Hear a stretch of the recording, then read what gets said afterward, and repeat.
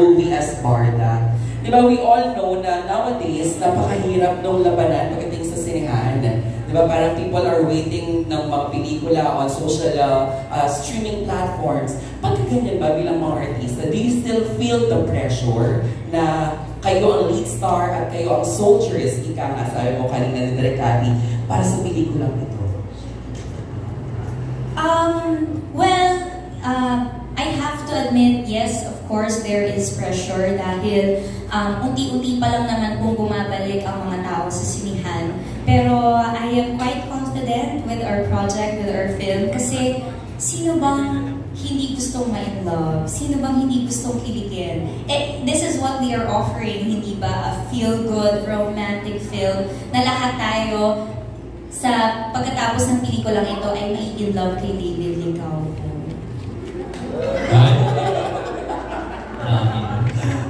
David, hindi na ito sa'yo ni partner talaga. Ano yung version mo ulit? Ulit tayo, David, Hindi, yun nga, David, diba, ang sinihan ngayon, parang alam natin lahat yan, we are all struggling, the Philippine cinema, diba, hindi lahat pinapatok, pinipilahan. Pero bilang mga soldiers at artista na Direk Cathy ng Pocket Media ng That Kind of Love, nakakaramdam din ba kayo ng yung pressure? Ikaw ang feeling dito. David, sagutin mo ako. I think there is pressure, but maganda yung produkto namin, ni Miss Cathy, ng production. Kaya feeling ko ay as long as we do our best promoting, sigurado kung papatok siya sa taquilla. So I think yes, there is pressure, but I try my best to just control the things that I can control. So, which is by promoting and helping the movie. Totoo. Marami sa teams namin na appreciate nila. And yun naman po yung vision namin, maghandog sa inyo ng maganda. And I always want to thank also all the production team. Alam naman natin, filmmaking is always collaborative. At lahat po ito, hard work po ng lahat. Hindi lang po sa isang kagaya po. Everyone should be complimented on this one. Kaya po, siguro kaya na-appreciate dahil marami po nag-contribute sa pelikulang to. They gave their best to at least give their genius for us to come up with this great material. Okay, so, yun lang po. Sana tulungan niyo kami ng lahat na may promote din natin. At gaya na rin po sabi ni Sir John Danny, let's try, let's hope. Sana nga, magkaroon tayo ng blockbuster run for this one. Wala naman kung masamang magsabi ng mataas na expectations. But of course, we're proud to say that we at least as a creator, lahat po ng magandang gusto kong mangyari sa isang pelikula, ginawa po dito sa pelikula ito. Kaya napaka-special po nito sa akin. Basta na po kayo. Well, it's always nice to hope for that. Siyempre, mag-blockbuster, mag-box office. But I guess the main purpose of all of us is to really put out a good film. Diba? Maibalik ang quality films na gawang Pilipino. Maibalik namin ang pelikulang Pilipino na yun ang panoorin ng mga tao sa sinihan, hindi mga Hollywood films, hindi ba? Or ano muna, Filipino-made films muna bago yung mga Hollywood films, hindi ba? Yun lang naman ang I think purpose natin lahat. Bukod sa dito sa project na ito, it's the entirety of the film industry here in the Philippines. We would like to buhayin ulit ang industriya ng pelikulang Pilipino. Ibuhayin yung film industry. Yes, and actually, mas maganda naman talaga manood ng pelikula sa sinehan. Diba? Back in the day, nung mga bata pa tayo, nung pre-pandemic, ang saya mo na sa sine. Diba? So with this film, with these kinds of films, sana ay bumalik yung mga tao sa naman dahil mas masaya talaga. Place ulit. Maganda kasi itong ano, diba? Maganda panoorin to pag mga first date, diba? O kaya yung mga gusto nilang ma-rekindle yung love nila. No, tayo that kind of love para ma-realize nila na kung gaano ka-powerful ang love, hindi ba? Ang saya kaya itong date movie, diba? Yes. Ang reaction ko, kinilig ako. Kinilig. Tapos nakita ko, sabi ko, pogi ko dito.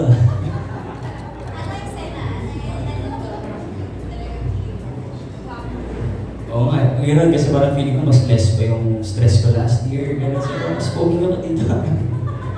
Yun. And, ayun, tsaka maganda talaga. Napakaganda. Super excited ako dito.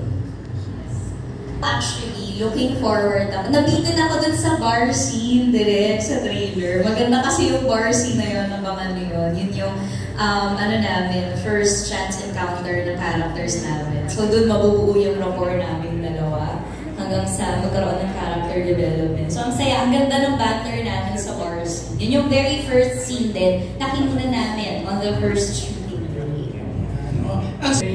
Trailer ko lang, kinikilig na ko. I will repost this direct ha. Ganun agad ako. Nakakakilig bilang nanay niya. Tapos ganun nangyari sa anak ko. Na-imagine ko yung anak ko. Maging ganyan din. Yun ang lahat lumaro. Ang dami lumaro agad sa isipan ko bilang ina. At in my 50s, na-enjoy ko. Eh, what more mga people your age. Kumbaga, it's for everyone. Walang edad. Which is what we want, diba? Kasi parang sa, sorry, I have to mention it, mga Korean dramas, we're also into it. It's the same thing naman, it's a rom-com. So why don't we patronize our own, di ba? Kaya naman natin, ang ganda, kinilig din ako. So definitely I will watch this 20 times. In the movie house. In the movie house. So, it's not such a major role naman for me, pero the movie itself, talagang alam mo pinagtuunan ng pansin. Yun ang importante, hindi lang basta-basta makagawa at palabas. Pinagtuunan ng pansin ni Direk. In fairness to nag-intriga si Ellie. Pero yung sa ibang kasama sa cast yan, anong naramdaman nyo nung mapanood niyo na itong great? Talaga ng strength. At ginawa natin ito a few months ago. At talagang, I'm really proud of the production kasi alam ko marami silang binuhos na enerhiya para matapos to. So, I'm in a celebratory mode para sa kanilang, para sa production, para sa Pocket Media. To see yung pagka-hopeless romantic ng dalawa sa film kasi sobrang nakakilig talaga. I read the whole storyline while taping and sobrang brilliant talaga ng writer ni Direk L. And I'm just so honored to be part of this film, this majestic film. So let's all watch it in the movie house, man. So yeah. Yan. Kuya Jun, si Ivan pa. Kaya nga, tumuok na. I love it. Ako, lover boy talaga ako eh. Wala nang iba. Lahat minahal ko at mamahalin ko pa. Pero pag nakita ko si Barbie at si David, matayo yung balahibo ko sa hindi namatayo yung balahibo sa kalik. When I see them on screen, they really glow and they really have a chemistry. They really have something there, and this film has something, and I'm very proud. Everybody worked hard from wardrobe to director. So please support us. We need your help, and let's show them what's up. Yes, opo.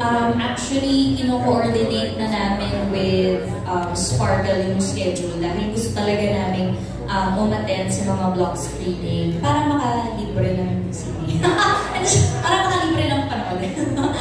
Hindi, pero kasi hindi rin biro naman talaga ang mag-organize ng block screening. So, for our supporters to organize block screenings, we really appreciate it, and parang the least we could do is to attend, hindi ba? Sila naman ang gumawa ng lahat. So, ayun, yes, we will really make time for it, di ba? Yes, we will make time for it. And actually, your last film ko nga, nagpa-block screening yung mga fans ko. And I got super emotional dahil parang ginawa nila yung lahat ng to para sa akin. And gumagawa pa sila ng mga, parang nag-testimonial sila sa akin. Sinasabi nila yung parang, why we love you, mga ganyan, nalala umiyak ako. So, super thankful sa mga fans na nag-e-effort, nagbabayad para supportahan kami. So nice, di ba? Yun ang experiences habang nag-film kayo, mga nakakatuwa, nakakakilig, yun. Barbie ko. Hello po, kamusta na po kayo? Alam mo, biganin talaga yung media ko pag invited silang lahat, di ba? Alam nyo talagang, ay, Grand MediaCon nga naman. Indeed. Movie kasi. Ayan, tama naman. Thank you so much. Hindi ko makakalimutan na ginawa namin sa Korea. Actually, I like to add, kasama namin si Divine. Yes! Magkasama, tatlo kami sa Korea. Oo, tatlo kami doon. Sobrang saya kasi nalibot namin yung mga famous K-drama locations. Actually, yung wall na nilalakaran namin ni David doon sa ending ng trailer, ginamit siya sa isang famous K-drama na project. And ang pinaka hindi ko makakalimutan doon ay yung aming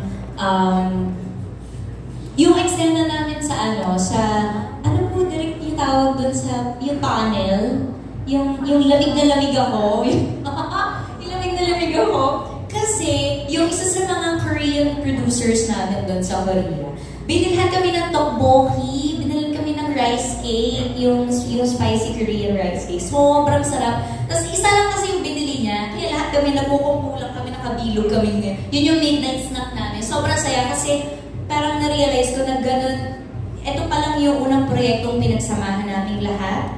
Pero ganun ka-tight yung bond namin kahit out of the country shoot. Parang nagkaroon na agad ng family bonding within this production, within the film. So ang saya ng buong Korea experience namin. Pinaka-memorable, I think yung...